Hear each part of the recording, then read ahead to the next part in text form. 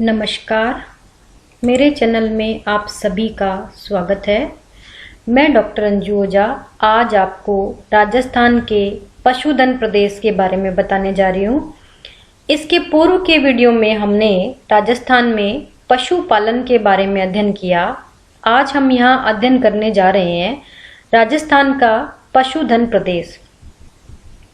यद्यपि राज्य के अनेक प्रदेश में भिन्न भिन्न प्रकार के पशु पाए जाते हैं, किंतु जिस प्रदेश में किसी विशेष पशु अथवा पशुओं की प्रधानता होती है, उसी के आधार पर राज्य के पशु प्रदेश निर्धारित किए जाते हैं।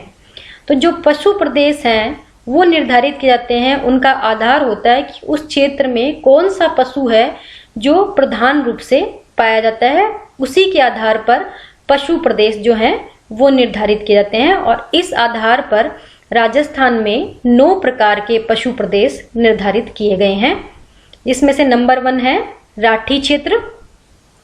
यह राज्य के उत्तरी पश्चिमी भाग अर्थात गंगानगर, बीकानेर और जैसलमेर जिलों को सम्मिलित करता है। यहाँ प्रधानता बालू का स्तूपों का विस्तार है तथा न्यूनतम वर्षा और उच्च तापमान होता है। तो यहाँ बालू का स्तूपों का विस्तार होता है, वर्षा भी कम होती है और तापमान भी अधिक होता है। प्राकृतिक वनस्पति यहाँ नगण्य है और कंटीली झाड़ियों की प्रधानता है। क्योंकि वर्षा कम होती है इसलिए यहाँ पर मरुस्थलीय वनस्पति जो कि कंटीली झाड़ियों के रूप में पाई जाती है। यहाँ भेड़, बकरियों एवं ऊँटों की प्रधानता होती है, किंतु यहाँ के परिदृश्य में नहरों द्वारा सिंचाई के विस्तार और कृषि की प्रगति से परिवर्तन आया है। तो ये जो क्षेत्र है उसमें जब नहर का विकास हुआ और सिंचाई का विकास हुआ तो उसके पश्चात यहाँ कृषि में कुछ डेवलपमेंट हुआ है, जिसके कारण यहाँ पर अन्य पशुओं को भी पाला जाने लगा है। यहाँ तक कि गंगानगर में कुछ क्षेत्रों को छोड़कर कहीं भी रेत के टीले दिखाई नहीं देते हैं। इस क्षेत्र को उत्तरी नहरी क्षेत्र के नाम से भी पुकारा जाता है, जिसमें गंगानगर और हनुमानगढ़ जिला शामिल है। तो गंगानगर और हनुमानगढ़ जिलों को नहरी क्षेत्र के नाम से भी जाना जाता है। इसे एक अलग पशु क्षेत्र के रूप में माना जाता है।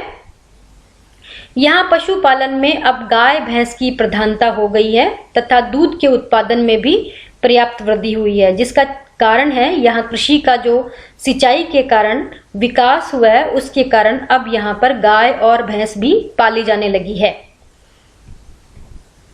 यहाँ आप इस स्लाइड पे देख रहे हैं राजस्थान का पशुपालन प्रदेश दिखाया गया है मानचित्र के माध्यम से।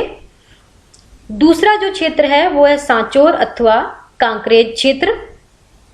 इसके अंतर्गत सिरोही, जालोर व पाली जिले की कुछ तहसीलें तथा बाड़मेर का भाग सम्मिलित है। यहाँ गोवंश, भेड़ एवं ऊंट प्रधान पशु है तथा पशुपालन जीविका उपार्जन का साधन है।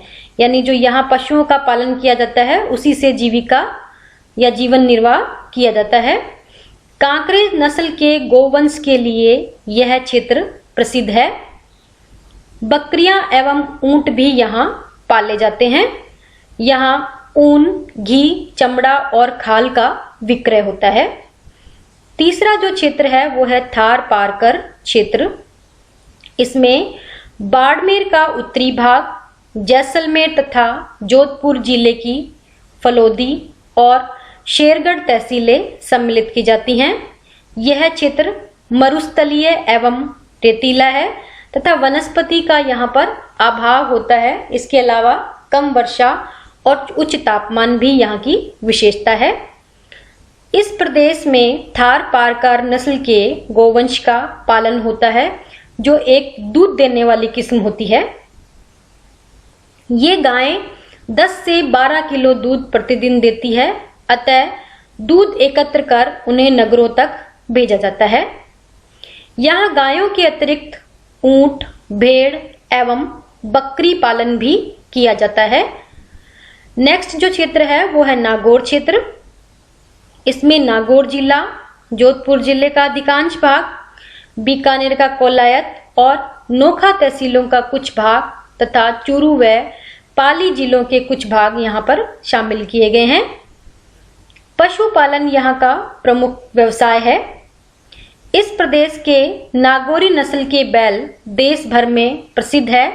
इसके अतिरिक्त मारवाड़ी भेड़ें, बकरियां, घोड़े और ऊंट की भी यहाँ प्रधानता मिलती है। नागौर का पशु मेला विशेषकर बैलों के क्रय विक्रय हेतु उत्तरी भाग का एक प्रमुख पशु मेला है। तो नागौर में जो मेला लगता है वो एक प्रमुख प्रकार का मेला है। अगला क्षेत्र है हरियाणा क्षेत्र। इसमें हनुमानगढ़, चूरू, सीकर, झुंझुनू तथा जयपुर के क्षेत्र सम्मिलित हैं। यहाँ हरियाणा नस्ल की गायों के साथ अन्य पशुओं में बकरियां भी प्रमुख होती हैं। जीविका निर्वाह के रूप में यहाँ पशुपालन प्रमुख रूप से होता है। नेक्स्ट क्षेत्र है मेवात क्षेत्र। राज्य के अलवर, भरतपुर और धौलपुर क्षेत्र मेवात नस्ल के पशुओं के लिए प्रसिद्ध है। मेवाती गाय 5 से 7 किलो दूध प्रतिदिन देती है। इसके साथ यहाँ मुर्रा भैंस तथा बकरियां भी पाली जाती है। तो जो मेवाती गाय है उसके अलावा मुर्रा भैंस तथा बकरियां भी इस क्षेत्र में पाली जाती हैं। यहाँ पशुपालन स्वतंत्र तथा कृषि के सहायक व्यवसाय के रूप में किया जाता है। अगला क्षेत्र है रथ क्षेत्र। यह क्षेत्र भी पूर्वी राजस्थान को सम्मिलित करता है। इस प्रदेश में रथ नस्ल के गोवंश की प्रधानता होती है। यह कम ऊंचाई के जानवर है जिनका दूध हेतु एवं कृषि कार्यों में उपयोग होता है। यानी इनका जो उपयोग रहता है वो दूध के लिए और कृषि कार्यों को संपन्न करने के लिए किया जाता है। मुर्रा भैंस तथा अलवरी भेड़ बकरियां भी यहाँ प्रधानता से पाली जाती है। अगला क्षेत्र है मालवी क्षेत्र। इसमें दक्षिणी पूर्वी राजस्थान के क्षेत्र सम्मिलित हैं।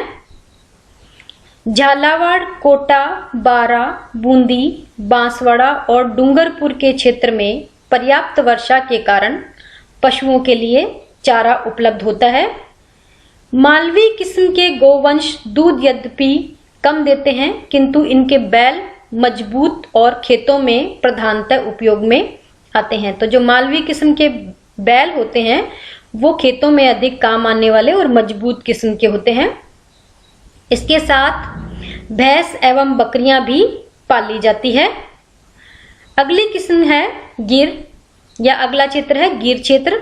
इसमें उदयपुर, राजसमंद, चित्तौड़गढ़, अजमेर, भीलवाड़ा, टोंक तथा बूंदी जिला शामिल है। यहाँ गिर नस्ल के गोवंश का पालन प्रमुख रूप से होता है। यह उत्तम दूध देने वाली नस्ल है तथा इसके बैल भी भार वाहन के अच्छे होते हैं। यानी दूध भी अच्छे देते हैं और बैल भी इनके मजबूत होते हैं। यहाँ इस स्लाइड पर बुक रेफरेंस दिया गया है कि यदि आप राजस्थान का भूगोल से संबंधित किसी अन्य विषय का विस्तृत अध्ययन करना चाहें तो इसलिए यहाँ पर बुक रेफरेंस दिया गया है। और इसके साथ इस विषय का भी यदि आप विस्तृत अध्ययन करना चाहें तो इस स्लाइड पर बुक रेफरेंस उपलब्ध है। इसी के साथ यह विषय यहीं पर समाप्त होता है। अंत में आप सभी का धन्यवाद। मेरे चैनल को लाइक एवं सब्सक्राइब करना ना भूलें।